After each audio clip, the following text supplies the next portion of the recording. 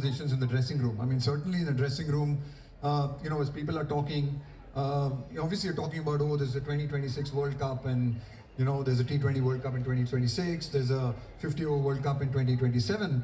And then you hear people saying, hey, there's the Olympics in 2028. And, so you're already hearing those kind of conversations, young people. I think teams are going to start building towards that, developing towards that, because there's no doubt about it. I think once you get to that event, it's going to be huge. People are going to want to win that gold medal. People are going to want to stand on a podium. People are going to want to be a part of a games village. People are going to want to be a part of a great sporting event and interact with so many other great athletes. So yeah, I think, as you get closer and closer to the event, I have no doubt about it that teams will start preparing well. I wouldn't be surprised if, teams, I think a lot of athletes of other sports certainly do that. They actually get to these countries maybe a couple of years, a year in advance, just to check out what the facilities are like. I'm sure you'll start seeing cricket teams trying to get to the US or trying to get to Los Angeles to get a sense of what it might be like, really to prepare for these events. But I have no doubt that teams are going to take this very, very seriously, and players are going to be fighting tooth and nail to be there.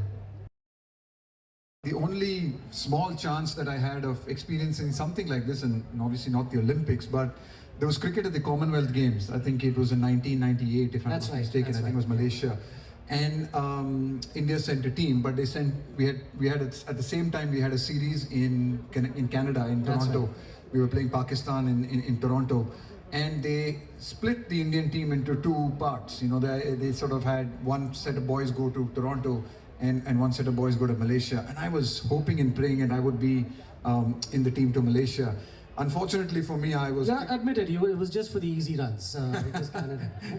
But no, I think, so you've grown up with the Olympics. I think if you've been a sports fan, if you've loved sport, as I have, we've grown up watching the Olympics. I mean, my earliest memories are of, Carl Lewis winning Olympics and the television coming into India in those days. And, all of us glued to those television sets to watch these great athletes perform and play. And so many of the Indian athletes as well, who participated in these Olympic Games. And you always wanted to be a part of a great event. We have our great events in cricket, we have our World Cups, but they're individual events. They're only cricketers at those events. They're the greatest cricketers in the world who come together in one country to play those great events. But here to be in this kind of environment, this kind of energy, this kind of vibe, it's a dream come true for any sportsman to be a part of that. And it always felt that cricket should be involved in events like this. It's truly a great game. It's followed and watched by so many people in the world.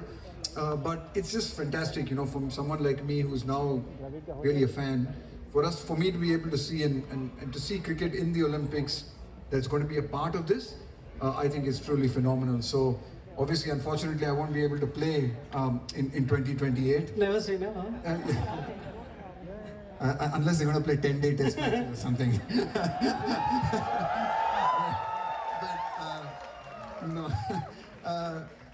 Unfortunately, I won't be able to play as a player, but I'm certainly going to make all an effort to be at Los Angeles in some capacity or the other. You guys can, if not anything, at least I'll take a media job. You guys can organize a media job for me.